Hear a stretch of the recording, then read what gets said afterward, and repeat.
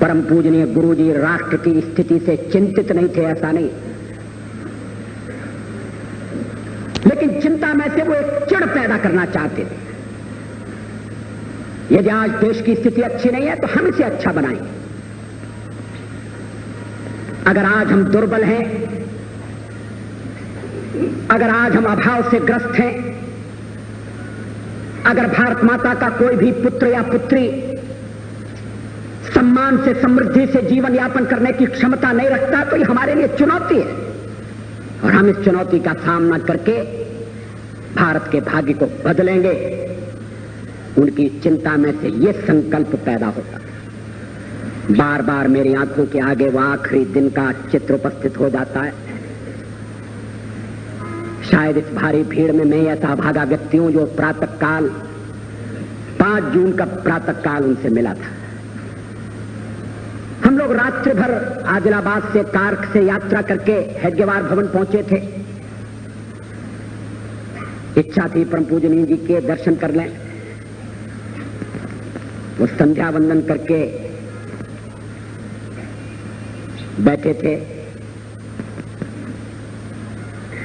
संध्या का क्रम कभी नहीं रुका। संघ की प्रार्थना प्रतिदिन करने का नियम कभी नहीं टूटा। और संध्या के बाद मिलने वाले लोग, हम लोग पहुंचे तो वही भुवन मोहिनी मुस्कान, हृदय का हरण करने वाली, तापों का निवारण करने वाली। व्यक्ति कितना भी दुखी हो, थका हो, चिंतित हो, एक बार परम पूजनीय गुरु जी के सानिध्य में पहुंच गया और उनकी दृष्टि पड़ी तो लगा सारी थकान मिट गई। उस दिन भी तबीयत बहुत खराब थी। उन्हें देखने वाला हर व्यक्ति नहीं समझ सकता था,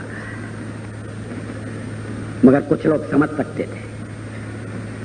डॉक्टर आबाजी थत्ते मौजूद थे, लेकिन उन्होंने सबसे परिचय प्राप्त किया। आदिलाबाद से आए हैं, ये कौन है? अच्छा, वहां मुलाकात हुई थी, मैं तुम्हारे घर पर ठहरा था। इकबाल स्वयं सेवक का नाम क्या है? हम लोग जनसंघ के कार्यकर्ता थे। कैसा कार्यक्रम हुआ?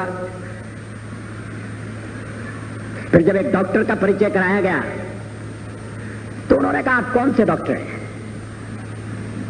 मैं एक ऐसे डॉक्टर को जानता हूं जो किसी मरीज को देखने के लिए गए और डॉक्टर ने मरीज से पूछा, बताओ तुम्हें क्या तकलीफ है?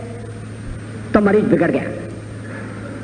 कहने लगा, अगर तकलीफ आपको ही बताना है और मुझे ही बताना है तो फिर आपकी क्या जरूरत है? आप डॉक्टर हैं, आप बताइए मुझे क्या तकलीफ है। तो डॉक्टर ने कहा, ठहरो, मैं ऐसा डॉक्टर बुलाकर लाता हूं जो बिना तुम्हारे बताए तुम्हारा इलाज करेगा।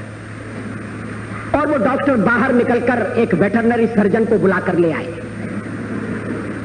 एक जानवरों के डॉक्टर को बुलाकर ले आए। कहने लगे कि ये तुम्हारा इलाज कर सकते हैं, इनके मरीज को कुछ बताने की जरूरत नहीं पड़ती, ये स्वयं सब कुछ समझ लेते। तो फिर उन्होंने जो हमारे साथ डॉक्टर थे उनसे पूछा, आप कौन से डॉक्टर हैं? ये विनोद था, वो जानते थे वो डॉक्टर कौन है। मगर मृत्यु दरवाजे पर खड़ी थी, शरीर साथ छोड़ रहा था,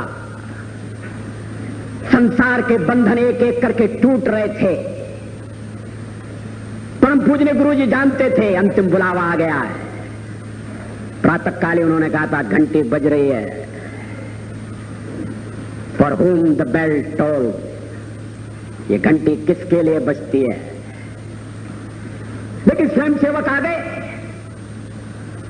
तो मरण को भी मानो एक तरफ रख दिया, पीड़ा को पी गए, शरीर की व्यथा को भूल गए